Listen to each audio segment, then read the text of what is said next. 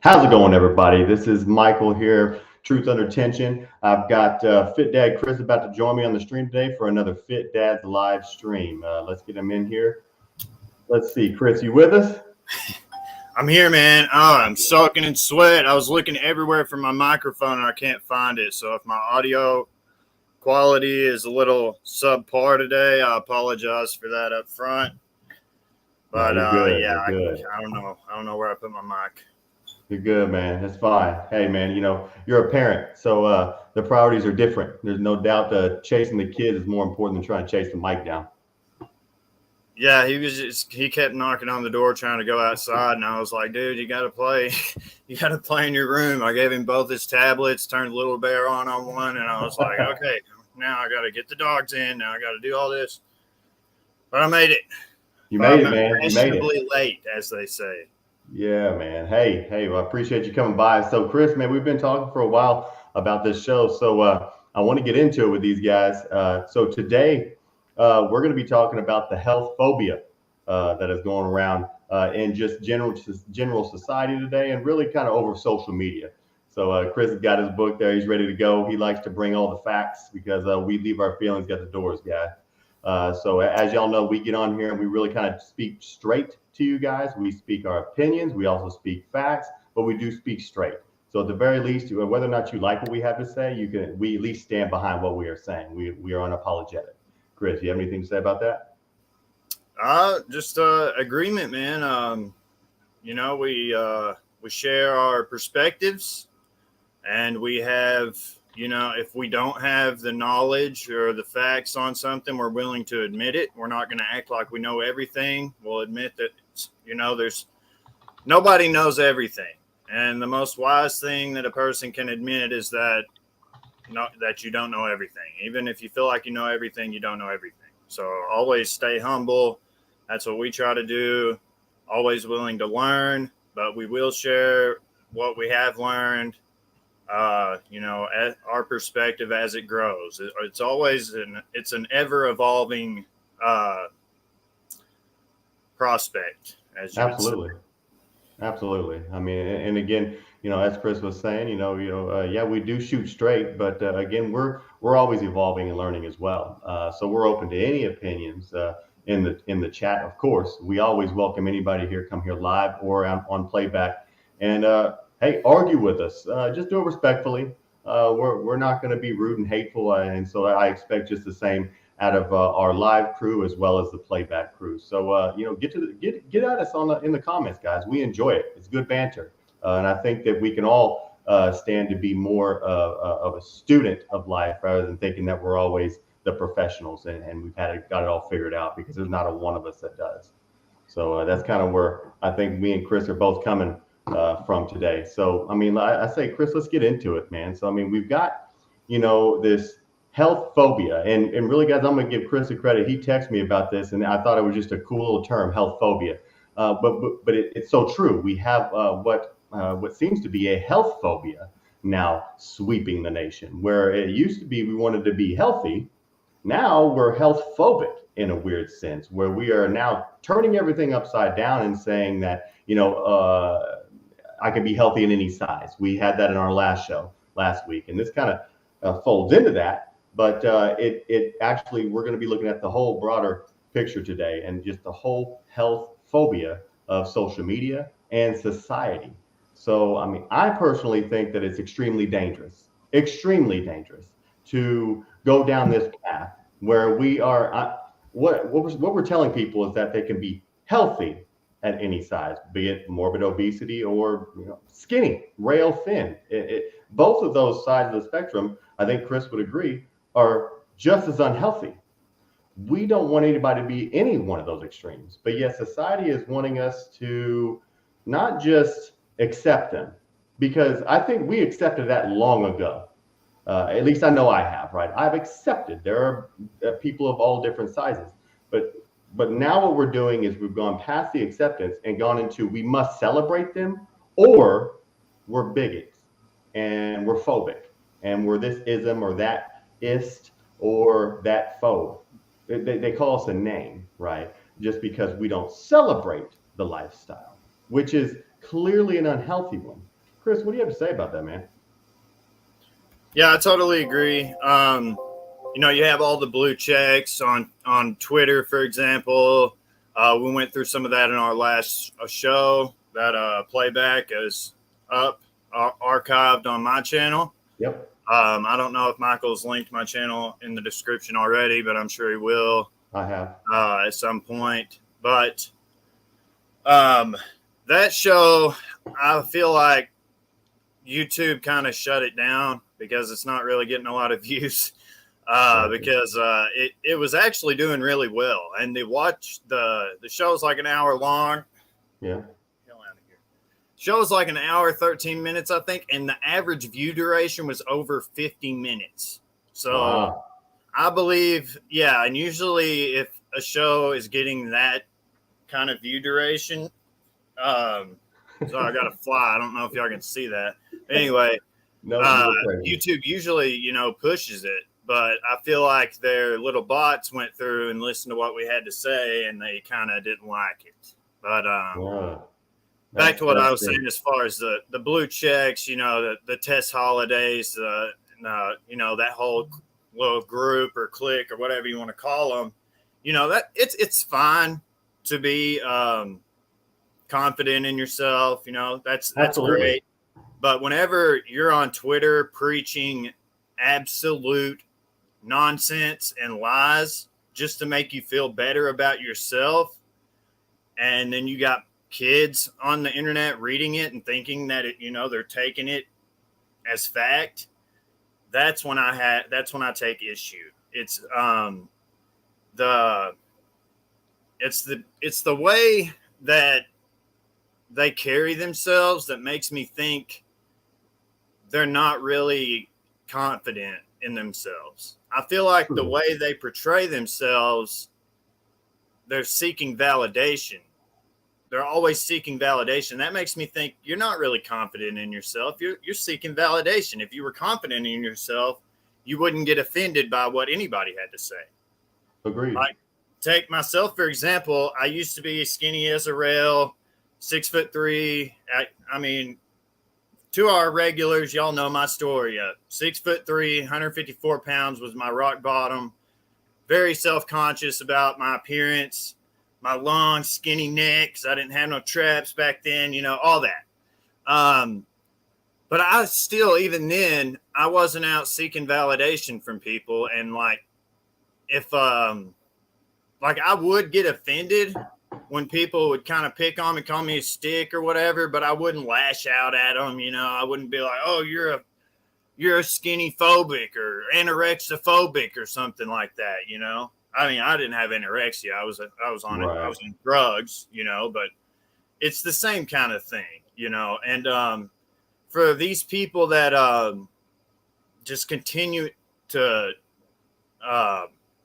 they get their little clique together and they'll band up and just attack people, whether it be online or actual acts of violence in real life. They'll attack people just for speaking the truth. And that tells me that you're not confident in yourself. You're seeking validation. You're getting offended whenever somebody speaks the truth. You're calling doctors fat phobic or whatever term you want to use. Got something to tell you. Nobody's scared of you because you're fat. Okay.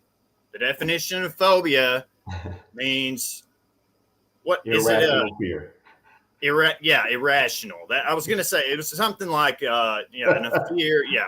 But something to do with fear. And nobody's scared of somebody who is overweight. I mean, unless they're an obese person who's threatening their life in some way, they got a gun to their head, then they might be scared of the situation, but their body weight has nothing to do with the situation, with their fear, as you say. But I'll let you carry on for a bit. I was gonna go over there and open the curtain up, so I might have a little better light. But you're looking good, man. You look sharp. We're ready to go. Yeah, So I got no, my I little. mean, like we wanted to do is just dive right into it because I also found a video that I'd like to maybe take a quick look at Chris. It's about a 13, 14 minute long video, guys, and it really kind of goes over a lot of what we're talking about.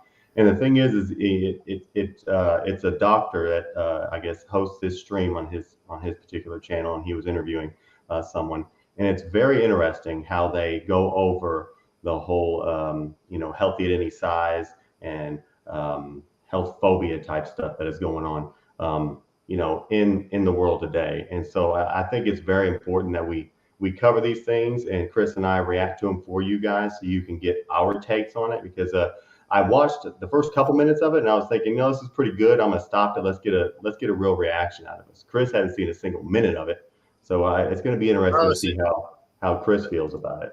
it's the infographics. Is it that video, the one I sent you? Not that one, not that one. Do you want to look at that one?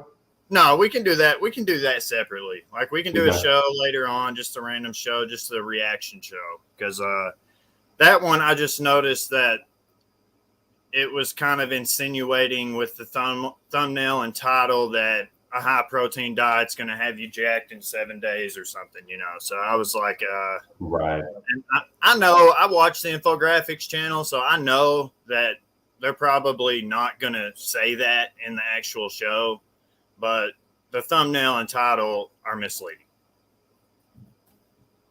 Absolutely. Absolutely. Let me take this off. Let's get this loaded up. But and did you notice that Bella's here? We've been missing her the past couple shows. Yeah, we got Bella in the chat. We got Titus. We got Blackbeard.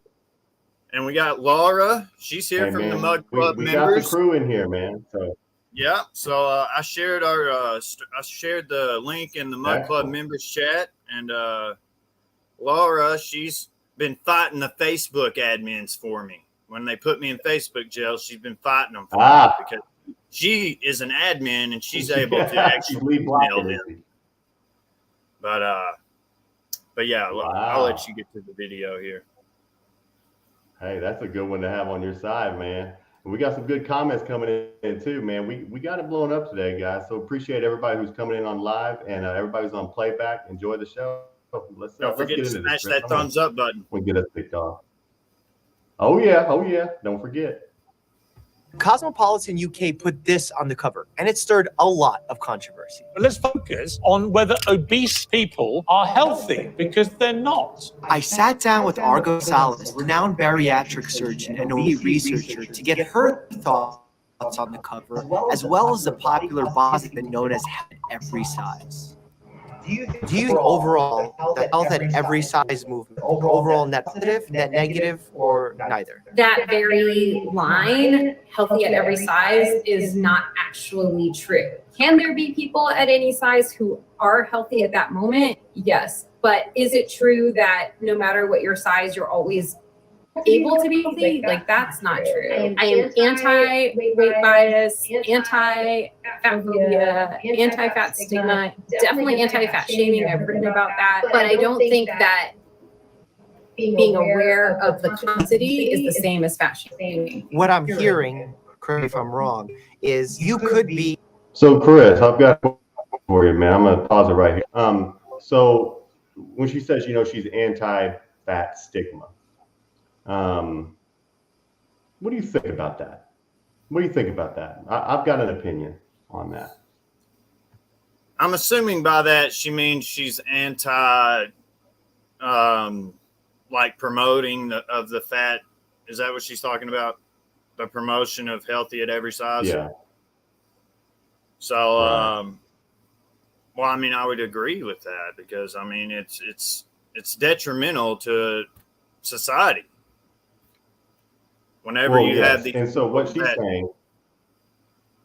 So what I heard her say is that she's anti-fat stigma, right? And so you got to be real careful. Really, again, the word selection, how you put things together, really it means a whole lot. So you can also sound really hateful when you say something, and you're not meaning to be hateful. So my opinion on that is that I don't know. A part of me says that I think obesity should be a stigma? Or am I wrong in saying that? I'm not trying to be hateful in saying it. I think everybody should, love their body, but you shouldn't, at the same time, shouldn't be, if you're obese, I don't think you should love your body. You should love yourself. So I'm bumbling over my words here, trying to make sure that I'm coming across appropriately. To me, to be obese, fat stigma, maybe they should be stigmatized so that we're not so comfortable with being obese and unhealthy. Do you get what I'm saying, Chris? I do. I just actually, I wanted to make sure I had the exact definition of stigma because I haven't used that word in a while. It's Okay. it's a mark of disgrace. It basically says so. It seems a little harsh, but the way she's putting it is that people are just out, oh, you're fat, you're ugly, blah blah, just like being Gotcha. hateful and rude to people. Yeah. And it's really not that way.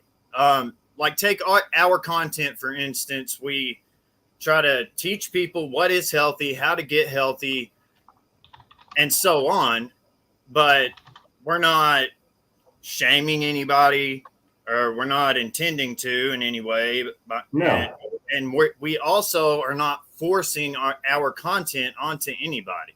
Like, so if somebody is watching our content, they are choosing to watch our content. And that's one of the things that just, infuriates me about these bans and regulations on YouTube and Twitter and everything. It's content that people are choosing to watch, and then they take issue with it because the content says something that they don't agree with, and then they do everything they can to get it taken down. Exactly. We got some good comments coming in too that I want to be able to highlight. You got Laura here. She's your Facebook warrior, it seems like, first time viewer. So welcome, Laura. Laura, thanks for coming by. She says some people do have conditions with their thyroids, but under a doctor's care, there's no reason to be not to be able to maintain a healthy weight or maintain a healthy lifestyle, which I agree with. There are certainly medical issues that'll hinder somebody's ability to keep weight off of them, but I've never come across a medical issue that creates morbid obesity. That's pure choice. That's my point. That's where you lose me. Like, I'm a sympathetic guy, and I'm a reasonable man, and I can say, yeah, there are definitely medical conditions that will actually work against you as far as weight is concerned. But there's not a single medical condition out there, guys, that is going to make you morbidly obese. That is a choice. That's a choice. Chris, do you disagree? I do not disagree with that. I've actually hyperthyroidism, I believe is what it's called. There's actually a lot in this book about that condition specifically. We were actually on a trip, and I was we were going through the drive-through at this place called Cookout that we have here in Tennessee. I don't know if y'all have them where you are. It's kind of fast food. But whatever.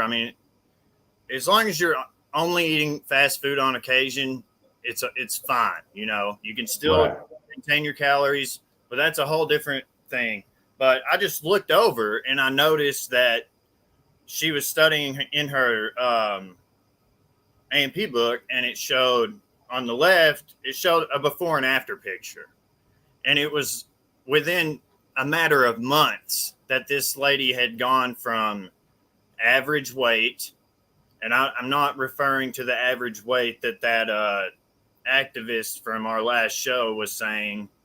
I'm talking like average weight for average healthy weight for a woman. She went from that to having like 3 chins and being like crazy. And I was just like, what happened here? And then Brittany went on to explain it. It was hyperthyroidism, where I think it's what is it that the thyroid, there's a tumor on the thyroid, I believe, and it causes it to release a whole, like, way too much. What is it that the diabetics have to take? Insulin. I think it's insulin. Some kind of hormone, and then that actually dramatically decreases their metabolism and dramatically increases their appetite.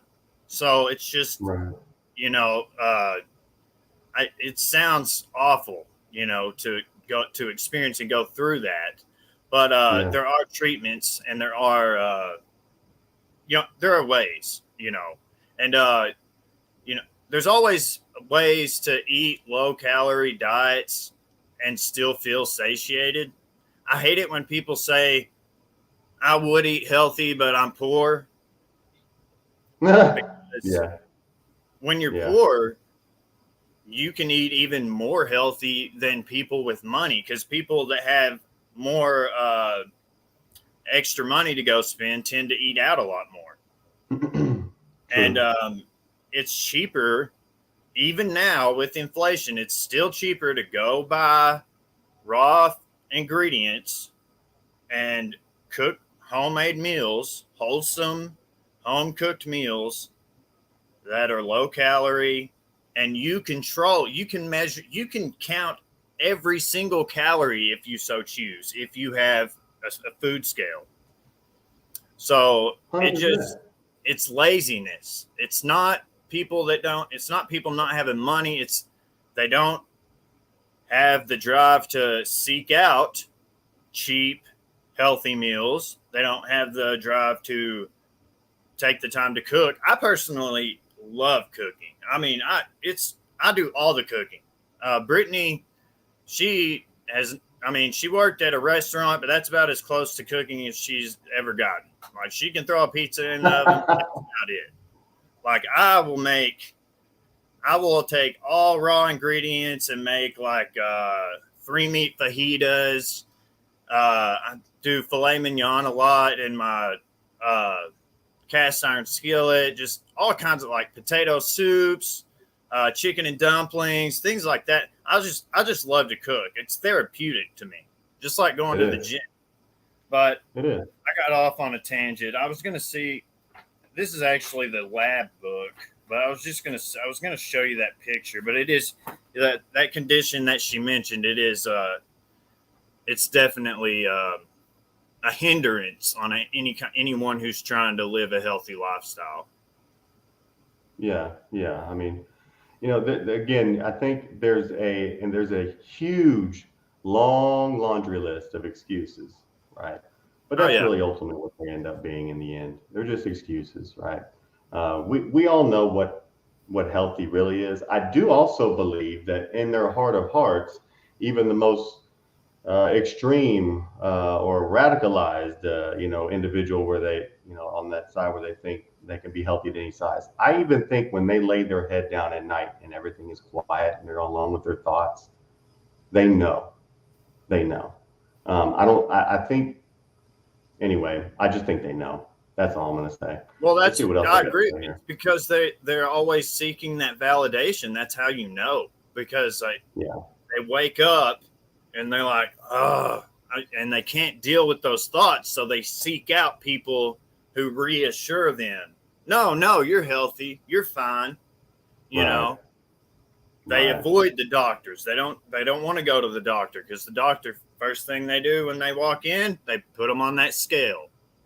Yeah. And if they're tipping that scale, that doctor's going to say, you need to do something about that excess body fat, because it causes clogged arteries. It can lead to stroke. It can lead to heart attack. It leads, a myriad of issues. They don't want to hear any of that. No, because it's scary. Saying what I just said is considered fat phobic. But I have to say to all these activists and blue checks on Twitter, you're health phobic. How do you like that? And I find it offensive. 100%. What these guys got to say? I want to get us to react to this. I think it's going to be a good video. Yeah, Laura's correct. She said there's people addicted to food. Yep, there are. And there's a lot of remedies. A patient who is diagnosed with obesity may have great cholesterol. Yep. Go ahead. Yep. Go ahead. I agree. I'll All right. Cholesterol, maybe not diabetic, their blood pressure may be great. The fact that their weight is above this, a certain cutoff, it puts them at a greater risk down the line, maybe not at this given moment. All those lab values also don't mean that they don't have knee pain or hip pain or ankle pain or low pain, which are all commonly see with people with obesity. Increased risk of endometrial cancer, for example, increased risk of mood disorders. Like all of that is still there, even if our lab values are normal. Speaking about the cosmopolitan cover, do you think that the right message or wrong message during a time where obesity in the United States and in the world is becoming an epidemic of sorts? With COVID-19, we see worse outcomes for patients who are diagnosed with obesity. Do you think those covers are problematic, basically? I think they're a little bit misleading. I think that the story itself, like the content that they wrote, is very nice. And they talk about how each of these women, what the relationship with physical activity is and how they feel about their health and their body. And it's not even about obesity at all. There were a number of people criticizing, saying that, well, especially when we know that people with obesity have worse outcomes with COVID, this is irresponsible. And to me, that feels a little bit of a stretch. Like, I think they're just trying to say that people of all different sizes can move, can be physically active, can love their bodies. And I think that's a really good message. I think they are ultimately sending the message, and I agree with you on that. I just think they're doing it in a cheeky way where they're trying to create inflammatory conversation, or maybe it's productive inflammatory conversation. No doubt. I mean, they could have said, this is loving your body, or, everybody is worthy, or what, there's a number of different things they could have put on those covers that would have been pretty accurate and indisputable. We frequently see on the cover of magazines very slender bodies, thin, muscular, six packs, etc. It's led to true cases of disordered eating going up and body dysmorphia. The sort of rebuttal to this is to say, and that's what's happening right now, let's put people.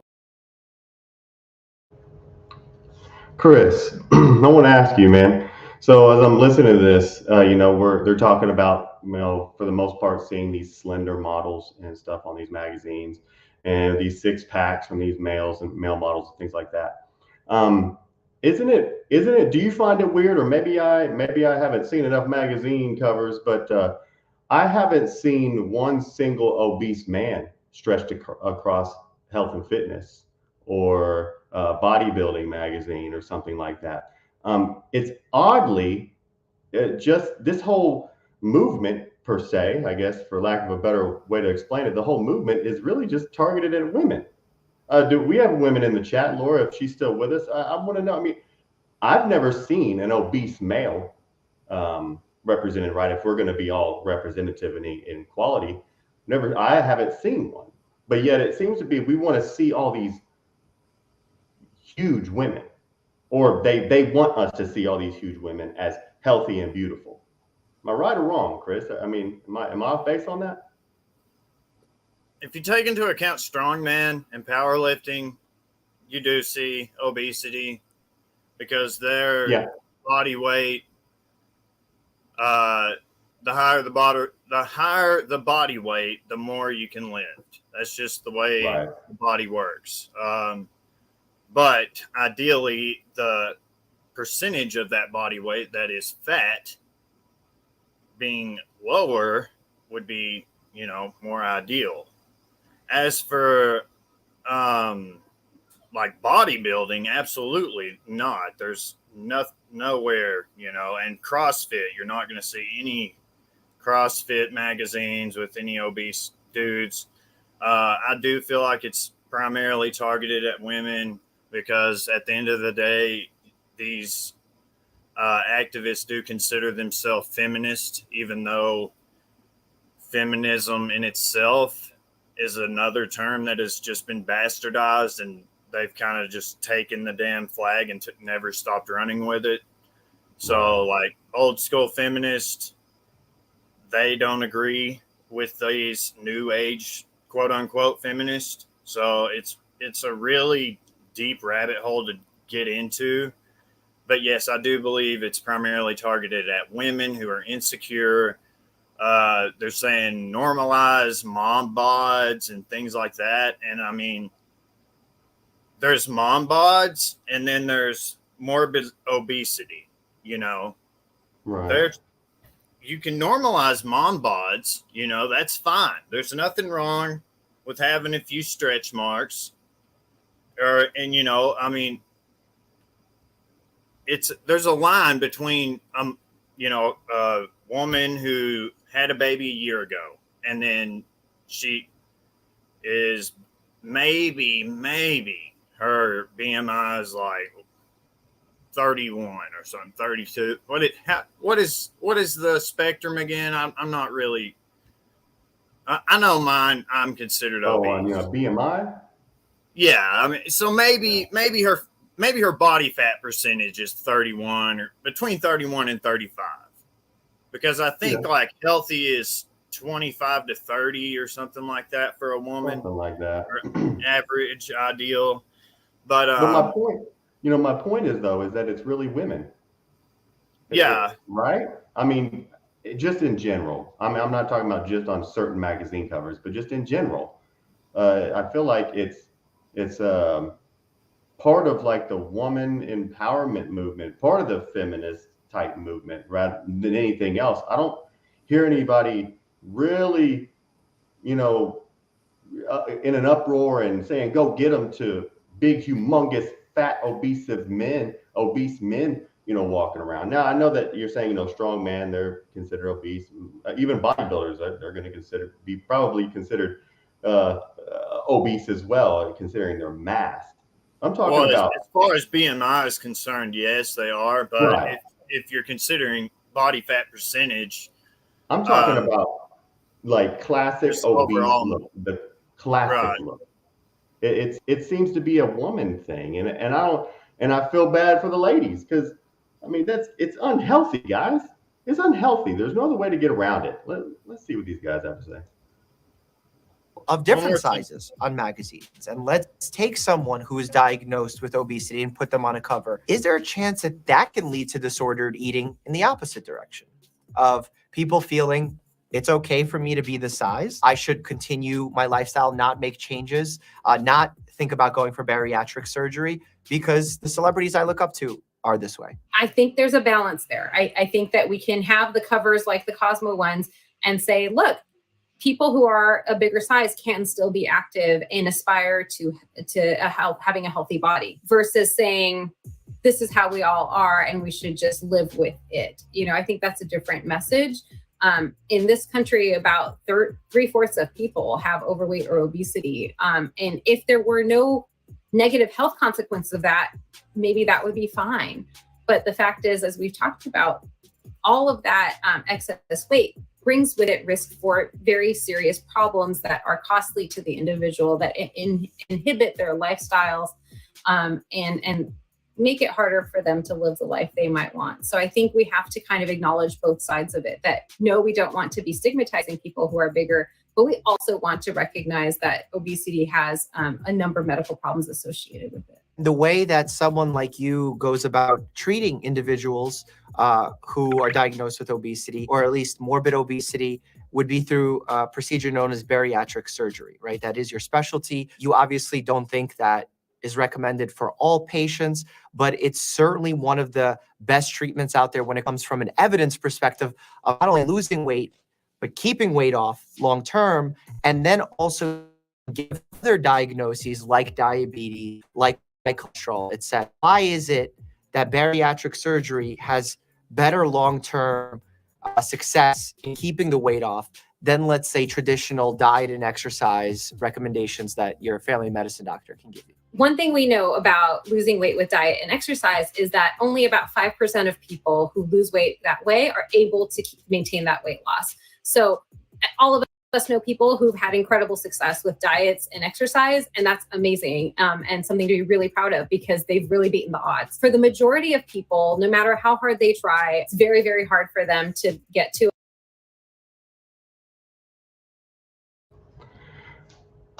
Let me look. So Chris, so I'm hearing them talk about bariatric surgery now, right? And so this kind of stuff,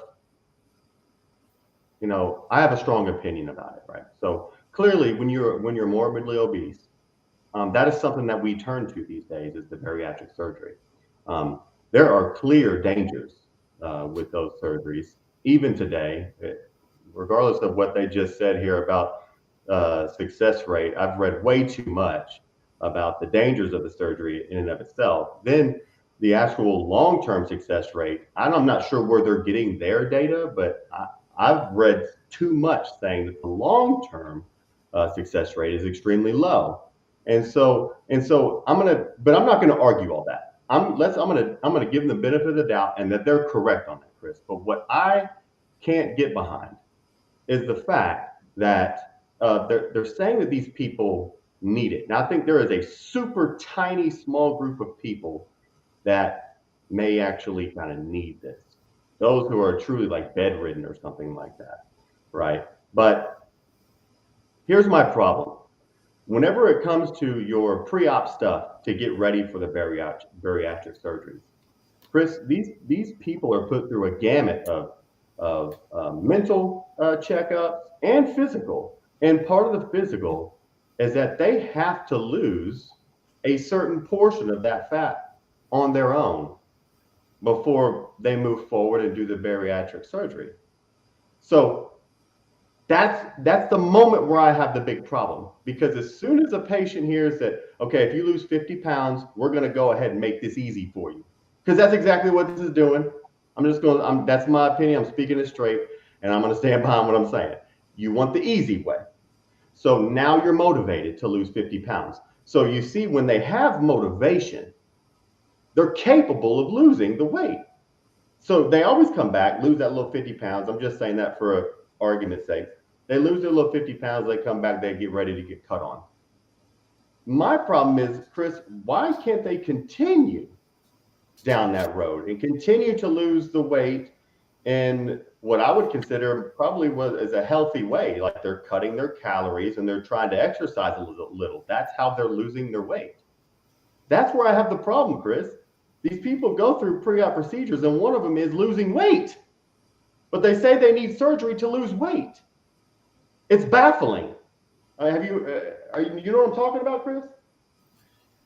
It's basically, say you're walking down in, like, say there's a never-ending staircase and you're walking down and you're just going down into a dark abyss, right? However long you walk, you can plan on it taking the same amount of time to walk back up, if not longer. And these people, rather than walking back up the steps, they want to hop on an elevator. They want to take a shortcut.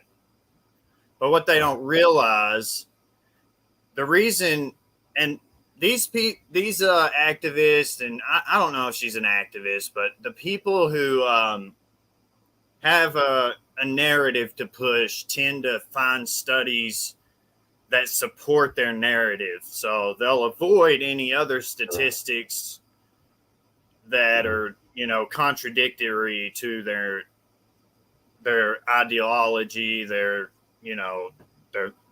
basically their narrative, their perspective. Rather than reading both sides, they'll favor the side that agrees with them, basically reinforces what they have to say. So that's why I think that her statistics are different than yours. But possibly, whenever the success is, the reason the success is minuscule, I feel like, is because whenever these individuals are prepping for the surgery, they're like, okay, I've only got to do this little bit and then I'll get the surgery and I'm not going to be fat anymore. But then they do the little bit, you know, they exercise, they do it, you know, and they're like, they think of it as just one little hill they got to cross over, and then they're home free. And then they get the surgery and then fall back into their old lifestyle, and then end up, I mean, almost right back where they started, if not worse. And if they did like you're suggesting, and just like my terrible analogy is just, instead of hopping on the elevator, if they just walked up the steps and put in that work, then it would be more sustainable long term. And they wouldn't have to risk surgery, you know? Somewhat dangerous surgery, even today. And it's very dangerous. Yeah, I mean, it's not like brain surgery, but it's still, I mean, you're being cut open, you're having your intestines and your stomach. Don't they like take out your stomach and use part of your large intestine to like make a new one or something? Is that the one we're talking about? Bottom line, they're playing with your whole digestive system. So I think it's just as freaking dangerous as brain surgery. I mean, that's just my little hyperbolic opinion. But I mean, God, they're messing with your whole digestive system. They're shrinking your stomach, or they're cutting this out or stapling this, whatever it may be. You are basically making the body not absorb as much nutrients as it previously could. Purposefully doing that, purposefully cutting off your nutrient breakdown. I don't know, whatever you want to call it, but it's just, that's dangerous, man. It's just, to me, I get it. It's, you get cut open and you get this surgery, and I see people, man, they slough off 100 pounds, like bam, but they feel like crap. And then when that weight loss starts slowing down, because the body is brilliant, it adapts, so that weight loss will begin to rapidly slow down thereafter. And then when they don't have the results they want or need, basically what they've already done is resign themselves to taking the easy route. So they don't realize they have to maintain, regardless of the surgery, they have to have made a lifestyle change to continue down that path, right? The surgery, I think, if it's going to be used for anything, it should be used as a jump start. But I think they need to be educated better on how these surgeries really work. These aren't the fix. These are the jump start. This is like to say, okay, you're 500 pounds, you're dying. So I'm going to give you a quick 100 pounds off to give you a jump start. But this is not going to fix the problem, because the body will adapt, the stomach will grow again, and you will have to, have a better lifestyle to be able to maintain and continue to lose that weight. But that's just not how it's taught. That's the problem. Yeah. You can learn a lot about that show. It's weight and size on their own. And that's where bariatric surgery comes in and is really, really helpful. We don't 100% know in terms of the weight loss why it's more effective. We think that it helps reset people's kind of set point, if you will. A lot of us believe that every body wants to be around a certain number in terms of weight, or a certain size in terms of BMI. We don't know how, that develops, but that seems to be what happens. One of the most magical things about bariatric surgery is its effect on diabetes, especially when we talk about specifically the gastric bypass. We have many, many patients who have diabetes, are on insulin, maybe other medications for it, and then they have surgery today, and then today their blood sugar is normal, and they no longer need those medications. So that's really magic. Absolutely. I mean, anytime you can cure what we consider to be an incurable illness, it's absolutely amazing. Talk about the challenges that your patients face, and actually my patients as well, in trying to get bariatric surgery covered from an insurance perspective. Because right now, I believe in the past you've mentioned that only 1% of eligible patients actually do end up getting bariatric surgery. Why is that number so low? Can we impact it in a meaningful way? I think the obstacles are multiple. One is people in the past have thought that bariatric surgery is dangerous. It turns out that's not true anymore. The risk to dying within 30 days of surgery is less than it is for having your gallbladder taken out, which people do every day in this country. Another is the perception that it's the easy way out, that if you have bariatric surgery, then you have no willpower, you can't do it on your own. etc. And really, that's not it at all. I think the people who come to us for surgery are some of the strongest people, because what they're acknowledging and realizing is that they have tried all these other things that don't involve surgery and nothing has worked. And rather than just giving up, they're saying, what else is out there? What else can I do? Because I want to take control of my health and I want to have a healthier life. Another issue is time. I believe you would know more about this than I do, but in your office, you're the one who's seeing these patients before they come to see someone like me. And you're often managing, diabetes, high blood pressure, high cholesterol, maybe a mood disorder, all these other things. I think sometimes it can be hard to talk about obesity. And also, I think you've mentioned this in some of your previous videos, there's a lot of sensitivity around obesity, and how do we talk to people about it in a way that is engaging and brings them to the table and makes everybody feel like we care, that we as physicians care about their health, as opposed to judging or blaming or shaming. And then the last, maybe biggest issue is insurance coverage. I believe, as many of us do, that part of the reason most insurance plans or many insurance plans don't cover bariatric surgery is because of weight stigma and obesity stigma. Basically, people think it's not a health issue. But can you imagine if there were a plan that said, no, you can't have a coronary artery bypass graft, you have heart disease, but you're stuck. Good luck with it. It's a lifestyle you've chosen. Not only is it beneficial to the patient very clearly, it also should be beneficial to. So, Chris, what do you think about that? That little blurb there was interesting to me. So she's talking about insurance is right, not covering or covering whatever it may be. So basically saying that what if it was, this was flipped to where if you were a patient with coronary artery disease, they turn you down for your treatment because they will deem it a lifestyle choice. So before you answer, I'm going to tell you mine is that's complete bullshit. Because some coronary artery disease, absolutely, yes, is a life choice. But if you have a morbid obese patient sitting in front of you with coronary artery disease, it's a lifestyle choice. When you have a patient like me sitting in front of you that may have very bad genetics in the family, and I've got coronary artery disease, clearly it's not a lifestyle choice. So that's where I'm having the trouble here, where you can't conflate the two. Chris, what do you think about that as far as not being covered for the bariatric surgery? And so she's basically saying, so what if we didn't cover you for CAD type stuff? It's basically the same thing. They always like to compare apples to fucking walnuts and stuff, dude. It's what the hell? And whenever she said that it's just as safe as having your gallbladder removed, so I'm actually going to get those statistics pulled up so that we can just go ahead and debunk that right now, because yeah, let's kill that. So while you're pulling that up, Titus said right here, you did a 10-page college research paper on bariatric surgery and obesity. The studies showed a high long-term failure rate without psychotherapy. Absolutely. And that goes into the lifestyle change. It's psychosomatic, it's mental. You have to get your head in the game. You're going to fail long term without it. Man, I'm loving these comments, man. You guys are doing great out there. I appreciate everybody showing up live. Me and Chris both appreciate y'all very much. Appreciate y'all showing up in playback. Guys, hit us up in the comments. Let us know what you're thinking.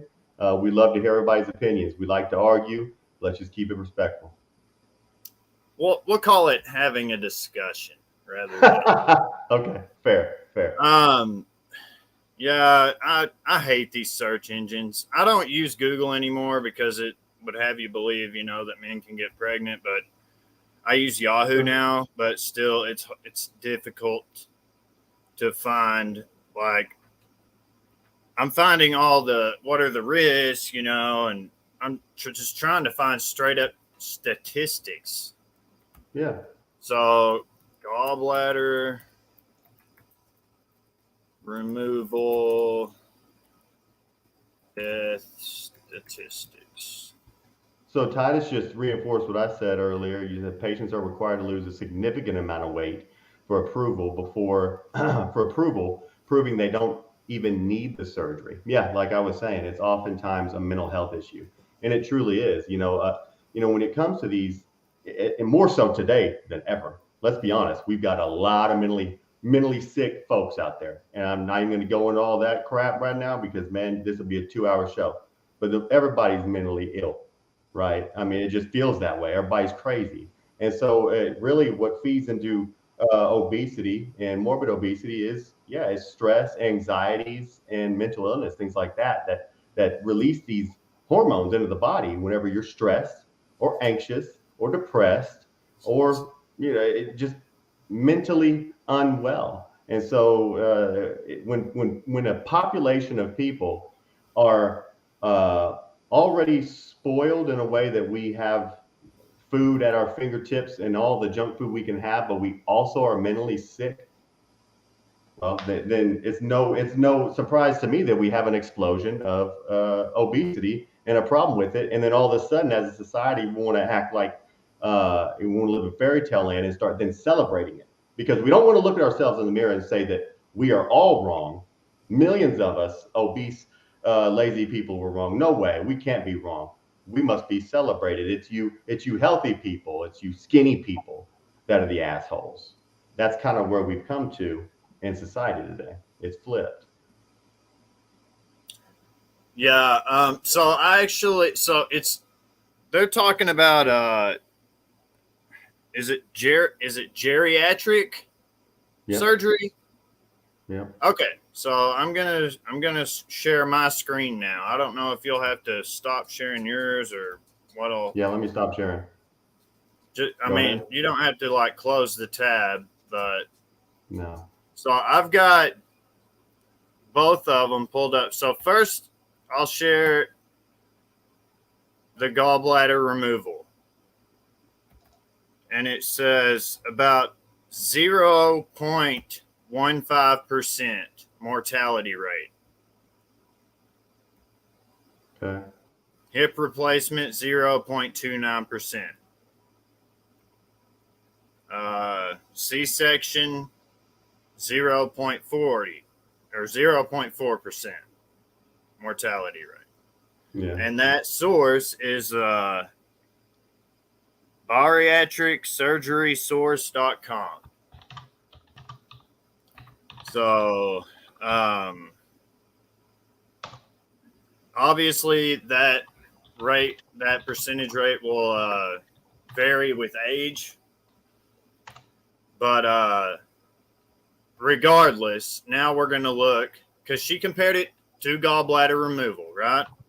So that's 0.15% mortality rate. All right, so now let's just see how accurate she is. Are y'all ready for this? Because spoiler alert, she's not accurate at all. Spoiler alert. 19%. 19%.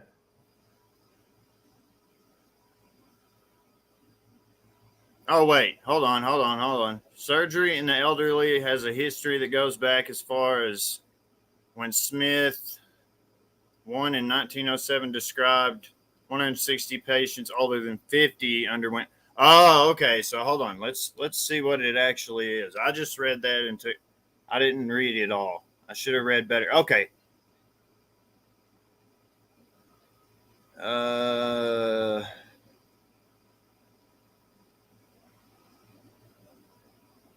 That's for extreme elderly, 7.9%.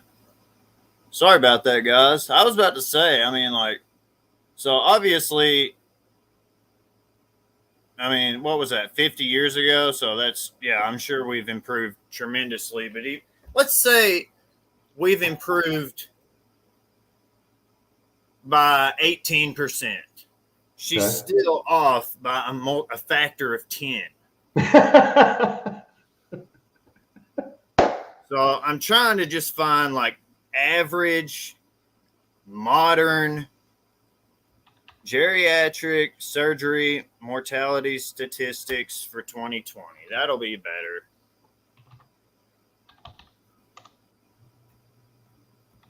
God, they have to make everything about the coof.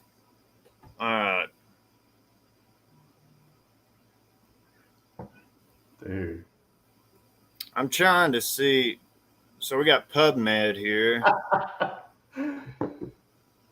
Dude, the comments are cracking me up, man. You're here trying to give me some good information, and they got me laughing over here, man. I can't see it. Right. So here's the CDC. We'll just see what they have to say. And this is mortality across the board. I'm hoping they've got what's this?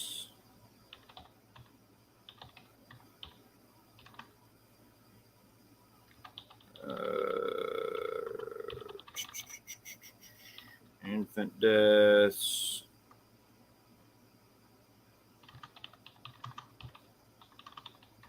Hey, man.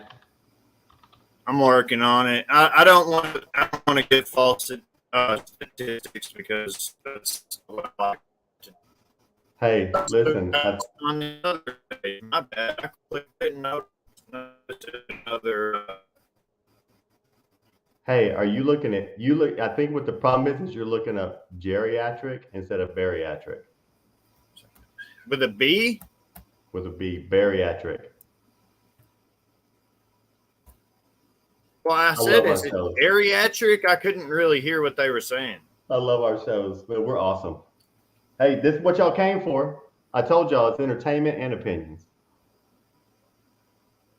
Okay, so researchers, this is from practiceupdate.com. Bariatric surgery linked to reduction in mortality rate. That's what the link says. It says the researchers found overall mortality rates of 1.4 and 2.5% in the surgery and non-surgery groups, respectively, after a median follow-up of 4.9 years. So that's 4 years and roughly 10 months. Hazard ratio 0.68. The risk reduction was 3.3% for patients aged 55 years or younger. So can I just get a number, a percentage, please? Patients undergone bariatric surgery at 1 year case fatality rate of approximately 1%, that she's still off by a factor of 8. And 5 year case fatality rate of 6%. Less than 1% of bariatric patients or bariatric surgery patients died within the first 30 days after the procedure. But still, she compared it to getting the gallbladder removed, which was 0.15%. And that is jamanetwork.com. So that's probably some journalist. So who knows about that? Oh my God. How many people died after bariatric surgery in Pennsylvania? What is the mortality rate after laparoscopic heart surgery? What's this one? Yeah. Dang. You've lost the crowd. Open your new window, dude. Renewbariatrics.com. Let's see what this one has to say. Yeah, so I'm not being able to keep up with the comments right now. I'm trying to find a patch. This is fantastic. Somewhat authentic statistic. Oh my goodness. Oh, here we go. So this website is New Bariatrics. According to the Center of Disease Control, this is something I already discussed out of an AMP book. But it says the WHO data show that about 13% of the entire world populations were obese as at 2014. That's world population, and U.S. is 36.5, but we already knew that. Morbid obesity, BMI over 40. Gastric sleeve. not familiar with that. Okay, so here we got percentage of bariatric procedures performed.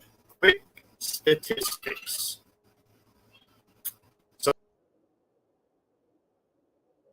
Oh my goodness. All right, I think we've lost our boy for a second.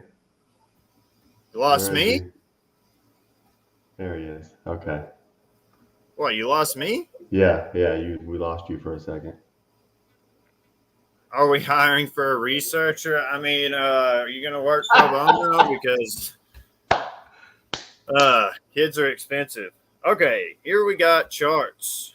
Do charts have death rates? No. Oh man, this is awesome. Am I sharing the right screen? Are y'all okay? Yeah, Oh y'all yeah, we're see seeing it. bariatric surgery. So you lost me for a second, maybe? Yeah, you went black. You were gone. Racist. Oh my god. All right, I'm just trying to find the percentage of how many. So they had a revision surgery after having gastric band. I know that's when they like put a band around your intestine or something. Yeah.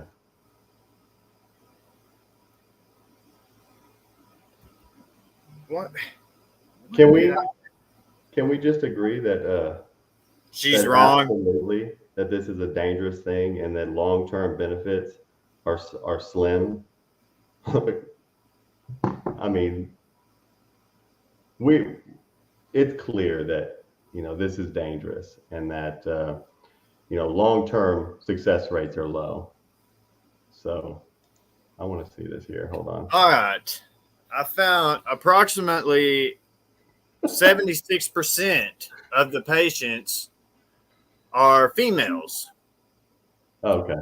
And most patients have an average of 3 to 4 obesity associated comorbid conditions such as diabetes, mellitus, hypertension, apnea, arthritis,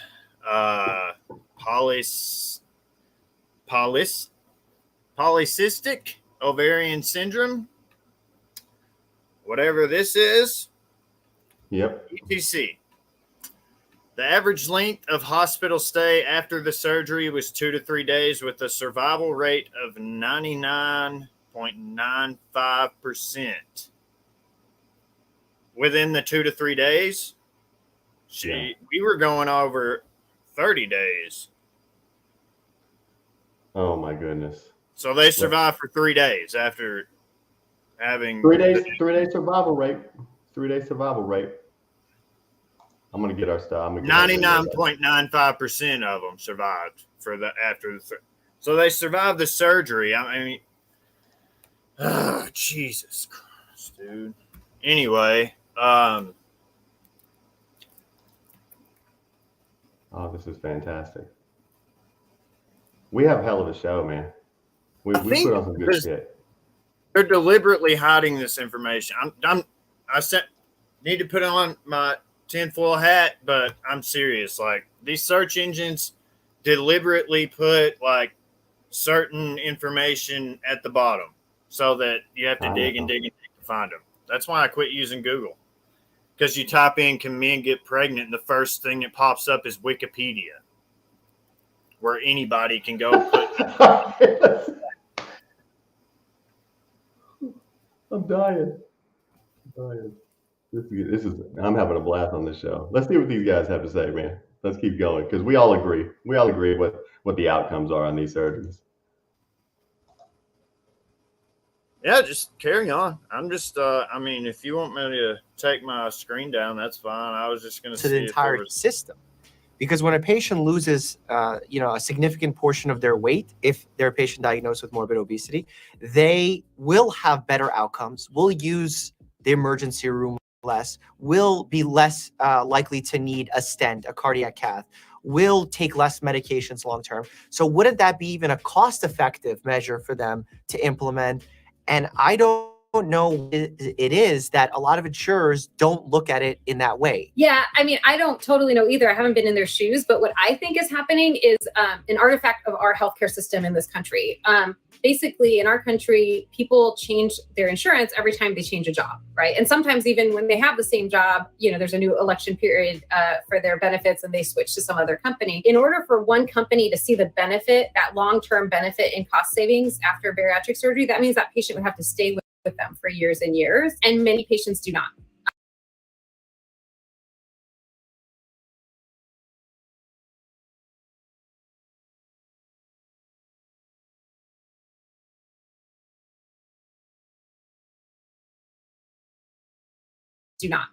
Because either they change their jobs or there's something else that they need on their plan and they switch. The only way I think we would really reap those benefits is if every plan from every insurance company covered it, and then they would all be seeing those cost savings as patients move from one system to another. It's unfortunate that we've come to the point where we have to rely on a surgery because we don't have a clear-cut way for 95% of people to be able to lose weight on their own and keep it off long term. Why do you think that number, 5% of being able to keep weight off long term, is so low? Is it something to do with adherence to diets? Is it the lack of good information on nutrition? The fact that there's a level of willpower that's involved in this? Where do you think that 5% stems from? I mean, just like anything else, it's multifactorial. There are a number of different factors involved. Like one, for example, we know people with obesity live in parts of towns and cities where they don't have access to healthy food or not easy access to healthy food. We also know that healthy food in a lot of cases is more expensive.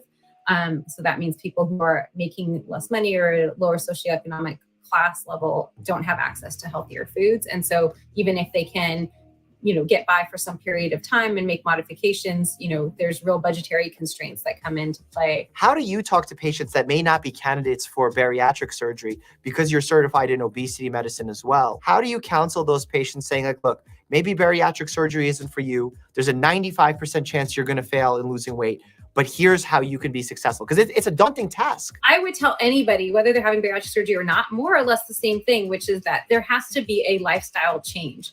As long as we are thinking about weight loss as a diet, as a temporary thing, especially that in a way that we're going to deprive ourselves, that is not sustainable for anybody. The only time that you will really be successful, and this is true for those who've had surgery as well, is committing to living life a different way, committing to living and eating and moving differently than you did before. There was a quote that I wrote down in my book here from your Medscape article. Someone commented, I believe it was a nurse, an RN.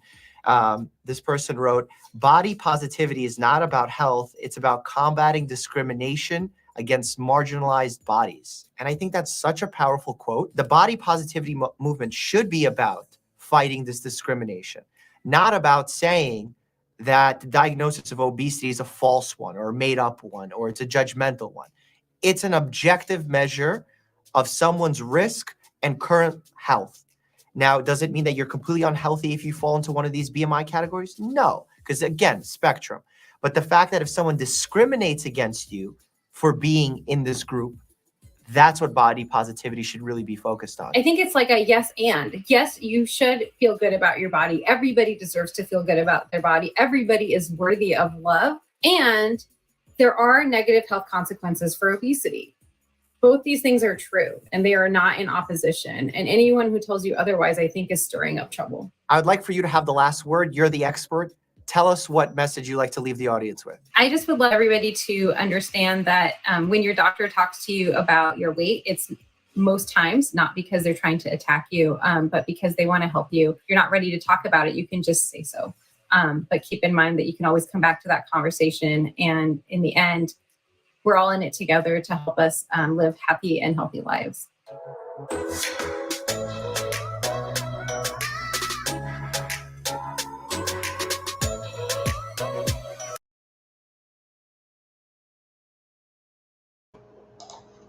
Oh my goodness.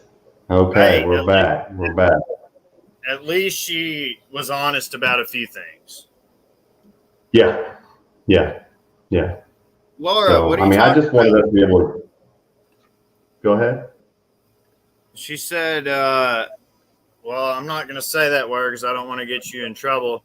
But she said they're not worthy of love, so she's lost all credibility. I don't understand what's going on there, but She said everyone is worthy of love. oh, okay, Yeah. yeah. But she did. I mean, she did say a few things that I could, find common ground with her on. The doctor's not being fat phobic Right. whenever he expresses concern about, excess body fat. But when Right. she said that, even, of course, she said what I just mentioned earlier about the whole, you can't afford to eat healthy. Right. Beans and rice, cheap, real cheap, and healthy, especially beans. And if you Yeah. cook them the right way, you won't be as gassy. This gnat has been flying around me the entire stream, and I'm about to lose I'm it. about to quit. I'm about to quit. Chris, it's been an awesome show, man. You've had a gnat jacking with you the entire time, man. So really, and it looks like on your screen that you are swatting at nothing.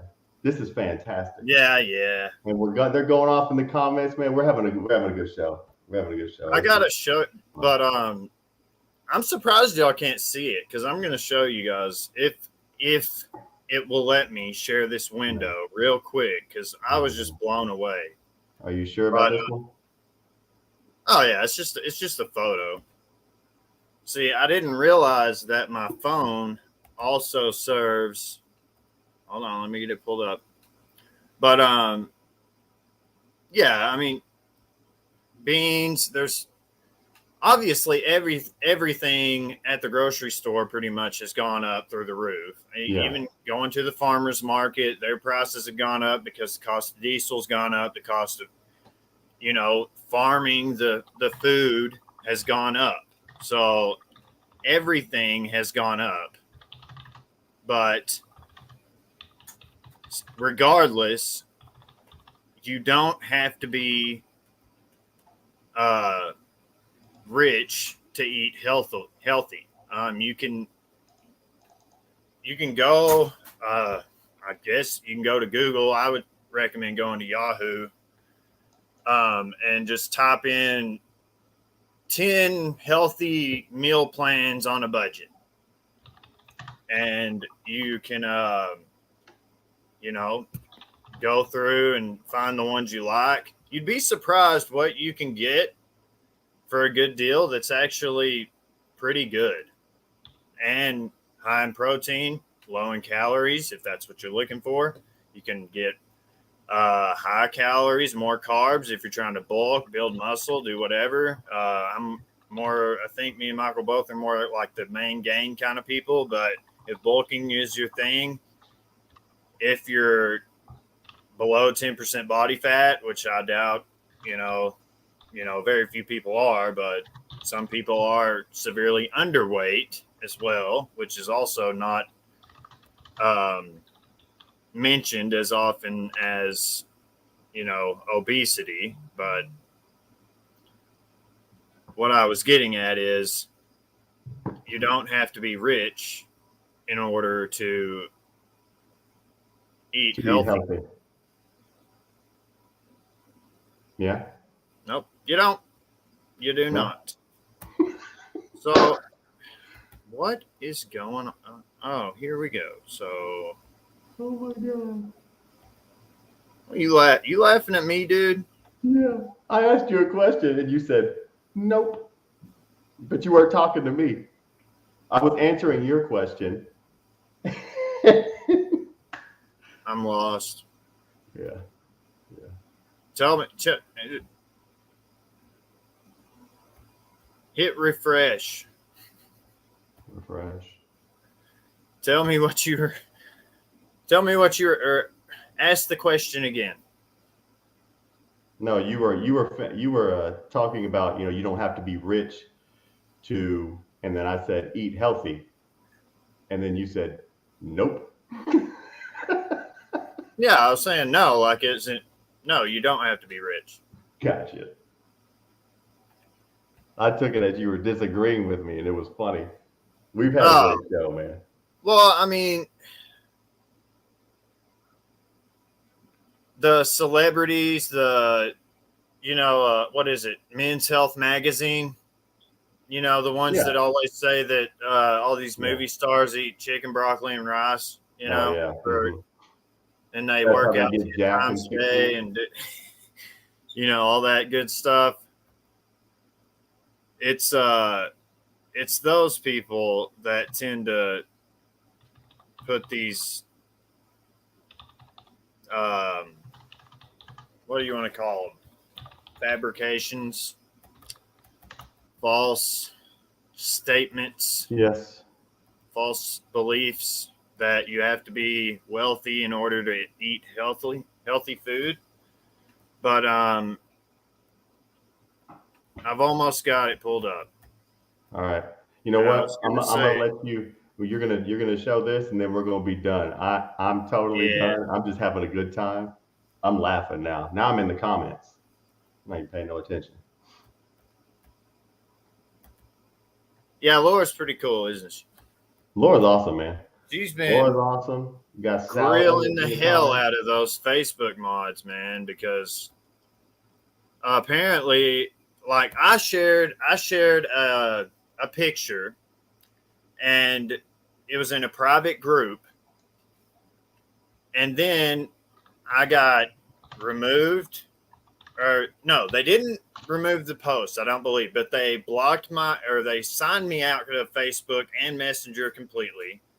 And when I sign back in, I get a message that I'd shared sensitive content, blah, blah, blah. Your account's restricted for 30 days. You can't like, share, post for 30 days. You can't participate in groups for 30 days. You can't, all this stuff. And then, so I went and deleted the photo because I was afraid the group would get in trouble for having the photo still up, not knowing that she could go as an admin and appeal it on my behalf. But apparently a different member shared the same picture and they didn't even get in trouble. So Facebook's definitely picking on me.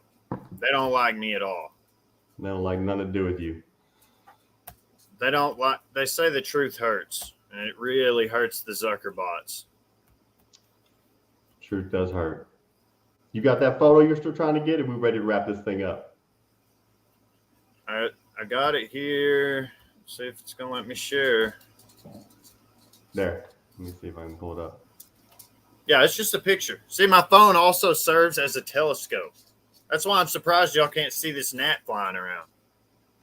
I just took that by tuning in. That's the picture you were trying to show us? Man, You don't think that's cool, bro? I mean, it was nighttime and I zoomed in, and that's what my phone took. Oh, shit, man. I love our shows, man. Hey, this has been one of my favorite shows, man. I'm going to tell you right now, when I go through and I do the timestamps on these things or do the chapters, I'm going to have fun with these last couple of chapters, man. Oh, yeah. Yeah, I know. That's why I didn't say what it was going to be. I wanted to surprise you. But I was going to say I didn't realize my phone also serves as a telescope, because I mean, when I was looking at the moon, I couldn't see it that well. Like, not even. I mean, it just looked like the moon. And then I'd take my phone out, and when I zoomed all the way in on it, it allowed me to like click this highlighted field, and then it got rid of all the other light and then just focused on the moon, and then just brought out all the little features and craters in it and stuff. And I was like, wow, that is pretty nifty. Because I was asleep, Laura. I was asleep. I wanted to, believe me, I wanted to take the kid out and watch the eclipse, but I fell asleep too early because I was tired. Oh my God. Well, Chris, thank you for a hell of a good show, man. And guys in the comments, y'all in the comments made this show 10 times better. I'm gonna tell you, everybody here was badass today. I think we got some some good conversation done in about the first 45 minutes or so. And then after that, it went off the rails, but we just had a good time. But that's what we do here, though. So I really do want to thank everybody in the comments, everybody on live and on playback. And I absolutely want to give a huge thank you to Chris. He's always my co-host on these things. And we share each other's, time on each other's channels. We really enjoy coming to each other's channels and making this happen for both of our communities. And we're just trying to continue to grow that. So do appreciate you dropping by, Chris. You got anything else to say before we close this thing out? Yes, Laura, I wasn't saying I couldn't see the moon at all. I was saying I couldn't see it that well. I couldn't see the features and whatnot. So the zooming in and whatnot, that's what I was saying. I was responding to her comment there. But it's good that she subscribed to your channel as well. Thank you for doing that. That way, also make sure to turn on the notifications so that you don't miss our upcoming shows. Anyone who's not subscribed to my channel as well, 2 weeks from today, 2 p.m., the show will be on my channel. Not exactly sure what we're going to be covering yet, but no doubt it's going to be something interesting and fun. Always. Most definitely. Well, thank you guys. We're going to wrap this up here, let you guys get to the rest of your Friday and go ahead and start that weekend, guys. Y'all have a good one. And until next time, 2 weeks. See y'all soon. Everybody stay safe. We'll see y'all later.